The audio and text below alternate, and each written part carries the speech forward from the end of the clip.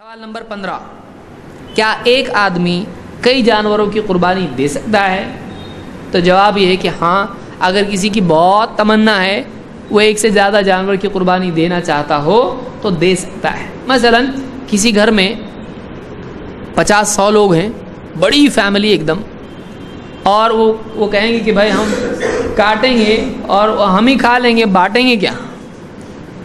جانور ذبح کریں گے، اتنا گوشت تو ہم لوگ ہی ہڑپ کر جائیں گے، ہم لوگ ہی ہضم کر جائیں گے، باہر کس کو کیا دیں؟ ہم چاہتے ہیں کہ زیادہ جانور قربان کریں، تو کیا وہ حرام ہے زیادہ جانور قربان کرنا؟ حرام نہیں ہے۔ صحابی نے جو بات کہی وہ یہ، حتی تباہ الناس، فخر کے طور پر زیادہ جانور قربان کرنا غلط ہے۔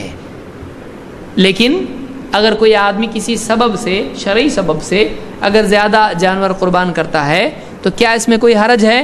اس میں کوئی حرج نہیں ہے۔